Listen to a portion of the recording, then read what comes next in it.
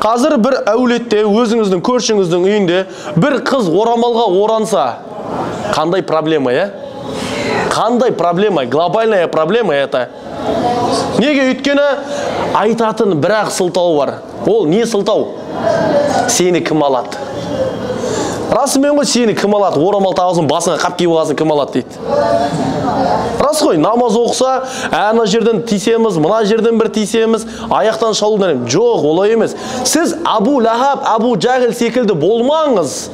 Құранда Алла тағала таббат яда Аби Лахаби ва таб деген. Расында ол Абу Лахаб ол тозақы деп Алла тағала аят түсірген. Және сонымен бірге Абу Лахабтың өзін ғана тозақы демеген Алла тағала, әйелін де тозақы деп айтқан. Сол секілді сізбенен біз, Құдай сақтасын, Абу Лахаб секілді күні атаулыған еғылып қоймайық, бой алдырып қоймайық. Абу Лахабтың әйелі не үшін тозаққа кіреді десе, пайғамбар алейхиссалам намаз оқып атса, намаз оқитын жолға кетіп бара жатса, не істейтін болған? Тіке шашатын болған жолына. Дәл біздің қоғамдағы адамдар секілді. Намаз оқуға кетіп баратса, әй, жассың ғой, өмірің алда ғой, сен қайбір күнәң үшін намаз оқып жатырсың деген секілді әңгімелерді айтамыз. Қазір араларыңызда көпшілеріңіз мысалға пенсияға шыққанда намаз оқуды бастағандар бар. Абай айтады ғой, жасымда ғылым бар деп ескермедім, пайдасын көре тұра тексермедім. Ер жеткен соң түспеді уысыма, қолымды мезгілінен кештермедім дейді. Сол кезінде намаз оқыңыз деген адамдарға қазір кім жаттады, құнт дұғасын кім жаттады? Қиын ғой қазір. Ат-тахияттың өзінде кей кездері Аллахума солли мен Аллахума бәріктің өзін жатастырып аламыз ғой кей кездері. Сәна дұғасын оқымағандығымызды ұмытып қаламыз. Тіпті өзімізде де бар проблема. Не ол? Нешінші ракат оқығанымызды өзіміз кей кездері ұмытып қаламыз. Рас қой ол. Несіне таңғаламыз. Бірақ Алла тағала сізбенен бізге сондай бір үлкен нығметті беріп жатыр. Сосын әйел кісілер. Сіздерге айтар бір жақсы тақырыпта уағыз бар. Қазір сыртта 35 градус ыстық болып тұр. 35 градус ыстық болып тұр. Енді 35 градус ыстықта мынау қағбаның алдында тағып жүрген орамалыңыз бар ғой? Орамалыңыз бар. 35 градус ыстықта сол жүрегіңізді қыспаған орамал, ертең Қазақстанда таққан орамалыңыз жүрегіңізді қыспайды. Себеп 30 градуста жүрсіз сіз. Кеше тауып жасадыңыз, бүгін тауыққа бардыңыз, намазға бардыңыз, құлшылығын жасадыңыз.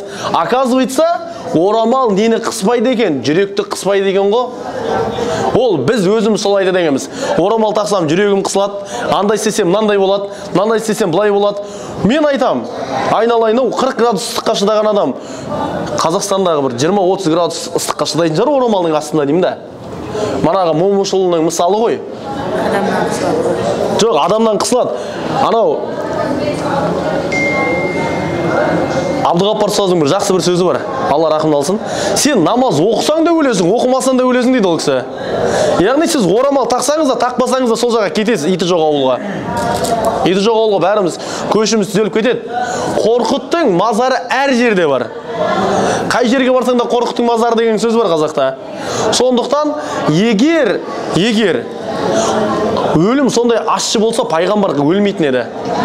Мұхаммед алейхиссалам қайтыс болмайтын еді егер өлім сондай бір жаман болса. Біз оның артында сағынып қалмас едік, өлім сондай жаман болса. Сондықтан сізбенен біздің амалымыз ертең бізге көмектесетін дүниеміз ғана болды. Одан басқа дым жоқ. Әлгі Абай айтқандай, алдың жалың артыңыз, қарат барар едің қай жаққа. Яғни, сізді дін түзеуі мүмкін, бірақ сіз дінді бұзбаңыз. Мен мана жоғар баста айттым ғой, ет сасса тұз себесің, тұз сасса неңді себесің. Яғни, сіз қате болсаңыз, сіз дұрыс емес жолмен жүрсеңіз, дін сізді туралайды. Бірақ сіз дінді бұзсаңыз,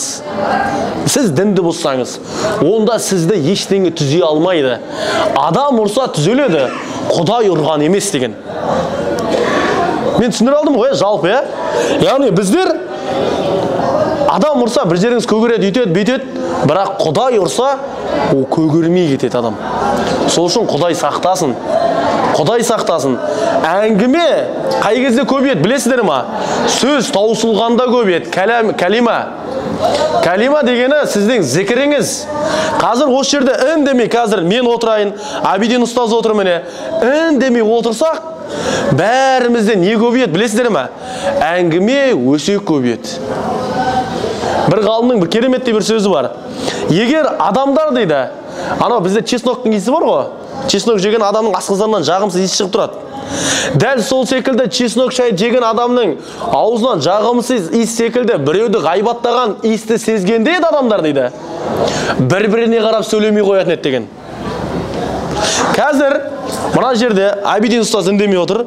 Мен үндемей отырсам, ауылдағы Күләнданың құлағын шыңылдатамыз, көршіміз Сапаргүлдің құлағын шыңылдатамыз, қайтып келген әлгі дүниелерді малдарды не қыламыз, түгендеп отырамыз ойша. Алла тағала Құран-ы Кәрімде бір-бірлеріңді жамандамаңдар. Тіпті кей мәселелерде Худжрат сүресінде жаман ойдың өзі күнә деп айтқан. Біз айтамыз, Құдайдың өзі кешірсін дейміз де, әңгімені періп отыра береміз. Өтірік әңгіме болсын, әлгі өсегі болсын, басқасын басқа. Не істейміз? Құдай кешіреді ғой шіркін дейді. Еле болмасам, қайтыс болған адамның артынан не дейміз?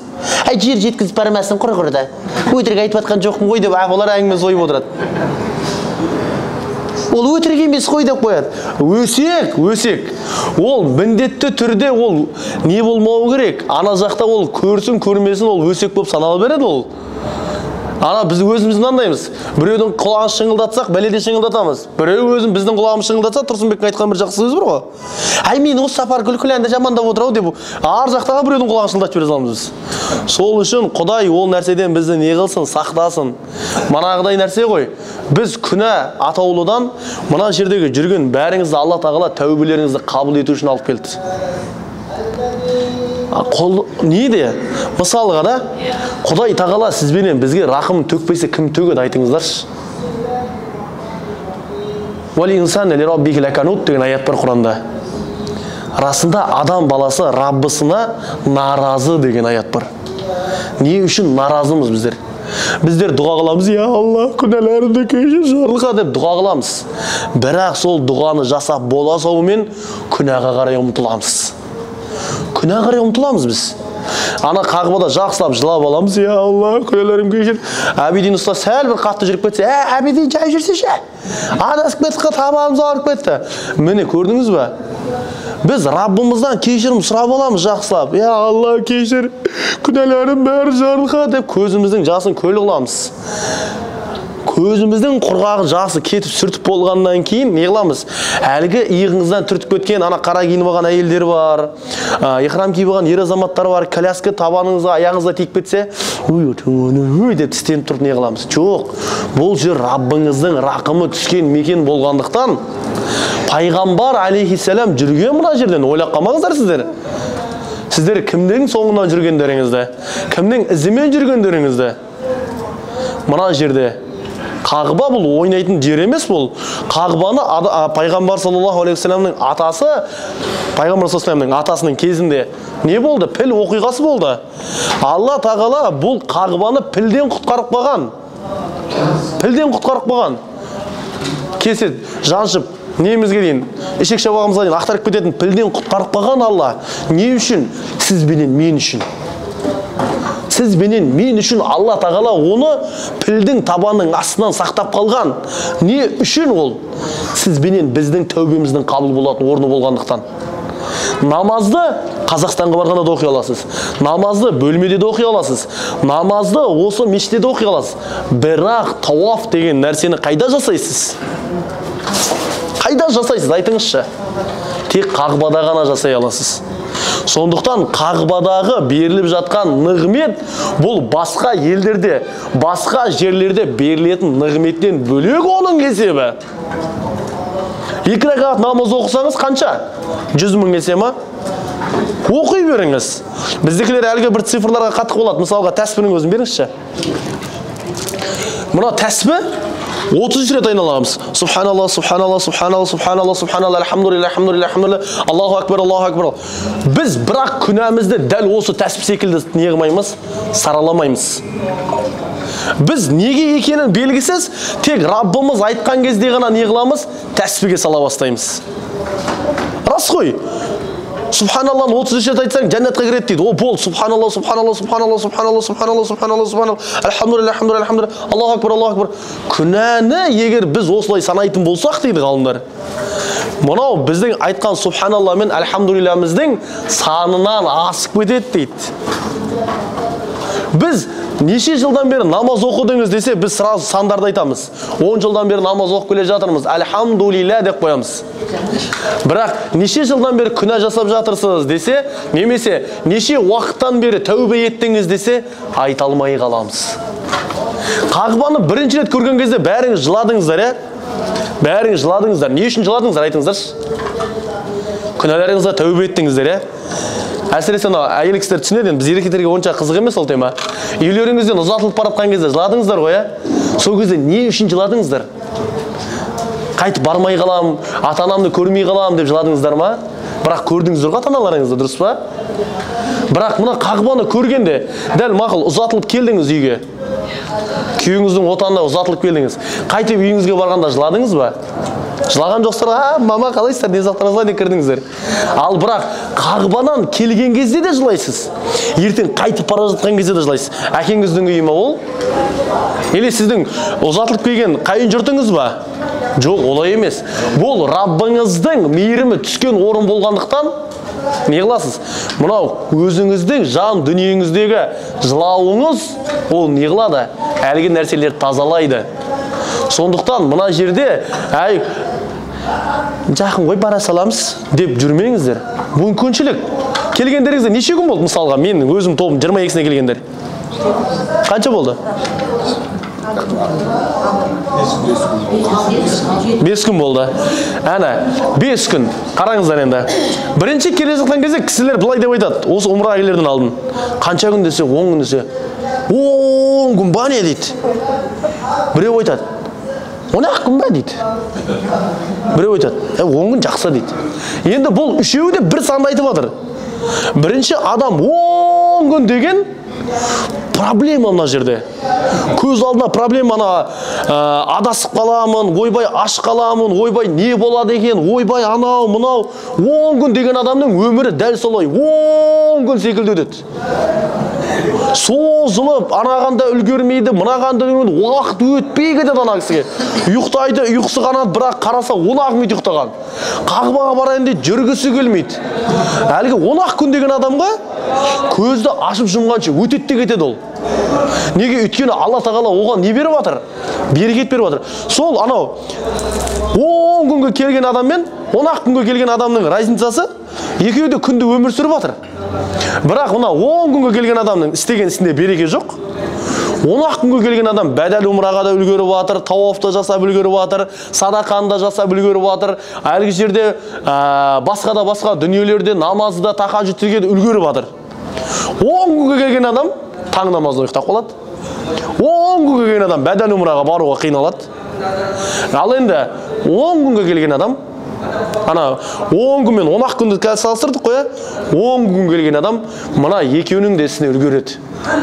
Ұйықтап та үлгереді, құлшылығын да жасап үлгереді, басқасын да қыдыруда қатырып жібереді, сауда саттықты да өлтіріп жібереді ол кісі.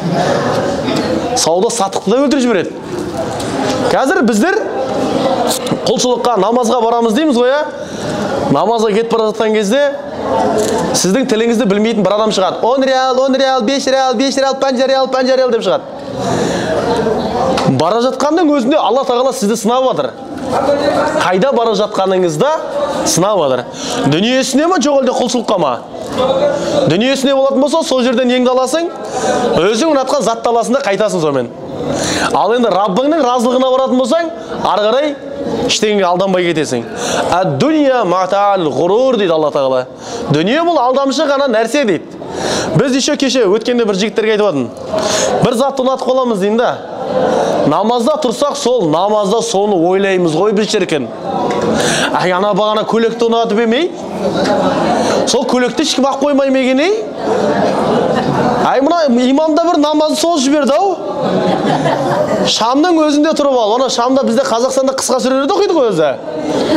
Фатиха деген ықыластан кейін Фалақ Насты оқиды, сонымен Аллаху Акбарға кете саламыз ғой біз.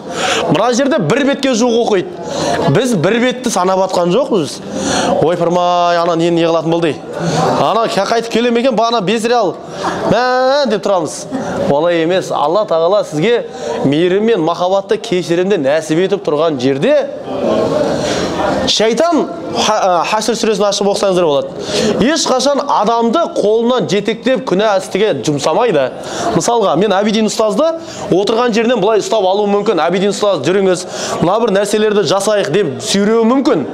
Бірақ шайтан бізді бір нәрсені жұмсамайды, сүйремейді ғой бізді шаруашылық оның. Ол тек қана не дейді? Ой салат болды. Ой салат.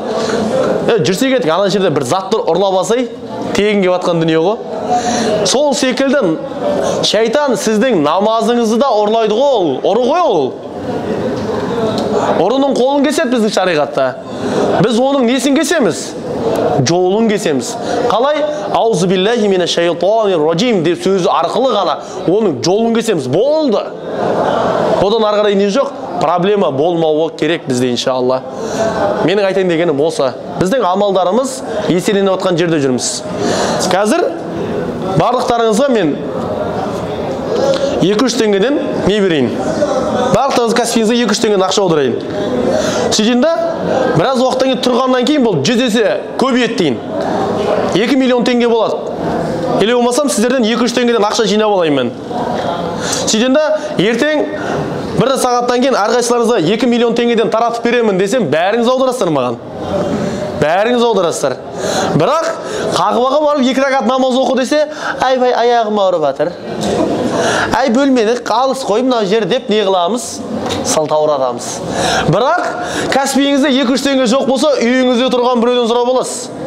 Бөлмеде, әй Қалдыгүл, әй Сапарбай, мына жақта Рүстем 2 миллион теңге аударам деп отыр 2-3 теңгеге. Аудар жүрші маған. Көрек бұл баланың әусөлесін деген секілді. Бірақ не қыламыз? Мынау тұрған Раббымыздың разылығына кенелетін жерге бара жатқан кезде өзімізге өзіміз не айтамыз? Сылтау айтамыз. Ай сол жерде оқымаса да, бөлмеде оқса да болатын шығар деп өзімізге өз пәтуа беріп жүреміз сол кезде. Ай Құдай қабыл қылады ғой деп қоямыз өзімізше. Құдай қабыл қылады әрине, бірақ немізде болуымыз керек? Құдайға әрқашанда мұқтаж болуымыз керек. Біз дүниеде ауа деген нәрсеге мұқтажбыз. Мұна қазір ішіп отқан суға мұқтажбыз.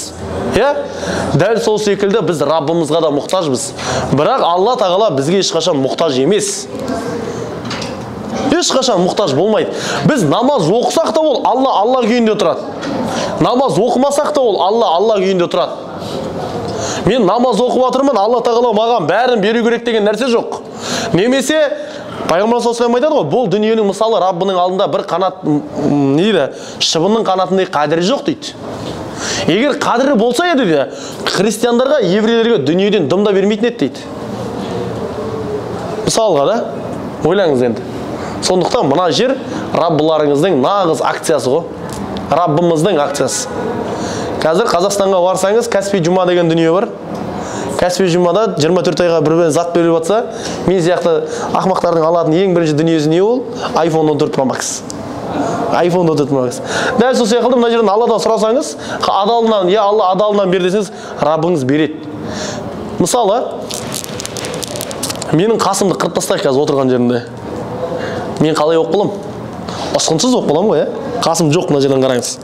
Раббыңыз сізге сұратпай берген қасты, сұрамай берген қасты. Бұл айтып атқаным аяттың мағынасы бұл. Лақад халақнал инсана фи ахсани тақвим дейді. Яғни ол деген сөз адамзатты бір көркем бейнеде жараттық дейді. Сіздің қасыңызды немесе бір нәрсеңізді алып тастаса, Алла тағала оған не емес, мұқтаж емес. Бірақ сіз мұқтажсыз ол нәрсеге. Дәл сол секілді Раббыңызға да сіз несіз? Мұқтажсыз. Раббыңыздан сол нәрсені не қылуыңыз керек? Сұрай алуыңыз керек. Бірақ Құдайдан не деп сұрау керек? Құдай бер. Құдай бер. Сен бермесең болмайды. Құдай бер дей бермей. Құдай бер, не берсең де берекесімен бер. Түсінікті ғой? Берсең берекесімен бер. Алайын Құдай деген секілді немен болады? Кәлимамен болады иншалла.